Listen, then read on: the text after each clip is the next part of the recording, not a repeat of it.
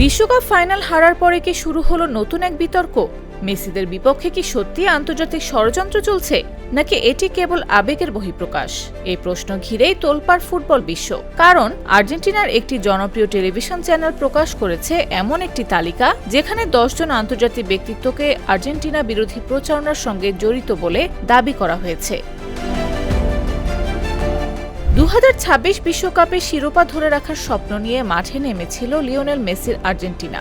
Algeria, Austria, Jordan, Cape Verde, মিশর, Switzerland ও ইংল্যান্ডকে হারিয়ে তারা পৌঁছে যায় ফাইনালে। কিন্তু অতিরিক্ত সময় স্পেনের কাছে 1-0 গোলে হেরে থেমে যায় তাদের শিরোপা মিশন। আর সেই হারের পরই শুরু হয় নতুন বিতর্ক। আর্জেন্টাইন টিভি চ্যানেল todo noticiasের এক অনুষ্ঠানে দাবি করা হয়, বিশ্বের প্রভাবশালী কয়েকজন ব্যক্তি নিয়মিতভাবে আর্জেন্টিনা ও মেসির বিরুদ্ধে নেতিবাচক প্রচারণা চালাচ্ছেন। তালিকার 1 নম্বরে রাখা হয়েছে মিশরের জাতীয় দলের প্রধান কোচ হোসাম হাসানকে। মিশরের বিদায়ের পর তিনি অভিযোগ করেছিলেন, ফিফা মেসি ও আর্জেন্টিনাকে সুবিধা দিচ্ছে। তার ভাষায়, মিশরের একটি পেনাল্টি দেয়া হয়নি, একটি গোলও বাতিল করা হয়েছে। এমনকি তিনি প্রশ্ন তুলেছিলেন, ফুটবলের বাজার ধরে রাখতেই কি মেসিকে এগিয়ে রাখা হচ্ছে? তালিকায় জায়গা পেয়েছেন ব্রিটিশ টেলিভিশন ব্যক্তিত্ব পিয়ার্স মর্গানো।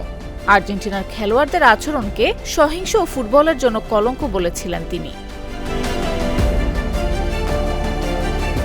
এখানেই শেষ নয়, হলিউড অভিনেতা স্যামুয়েল এল জ্যাকসন, জনপ্রিয় ইউটিউবার আইশো স্পিড, নিউ ইয়র্কের মেয়র জোহরান মামদানি, মেক্সিকোর প্রেসিডেন্ট ক্লডিয়া শিনবাউম, স্প্যানিশ গায়িকা রোজালিয়া এবং চিলিয়ান অভিনেতা পেদ্রো পাসকালের নামও রয়েছে এই তালিকায়। তবে তালিকা প্রকাশের পর সামাজিক যোগাযোগ মাধ্যমে শুরু হয়েছে তুমুল বিতর্ক। একদল সমর্থক বলছেন, দীর্ঘদিন ধরে আর্জেন্টিনা অন্যায্য সমালোচনার শিকার হচ্ছে, তাই এই তালিকা বাস্তবতাকেই তুলে ধরেছে। অন্যদিকে সমালোচকদের দাবি, এটি মূলত বিশ্বকাপ হারার হতাশা থেকে তৈরি একটি অতিরঞ্জিত বর্ণনা। সাধারণ সমালোচনাকে আন্তর্জাতিক ষড়যন্ত্র হিসেবে উপস্থাপন করার চেষ্টা বলেই তারা মনে করছেন।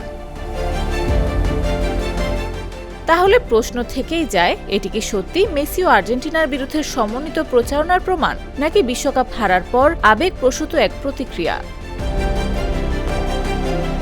নিউজ ডেস্ক, জাগো নিউজ।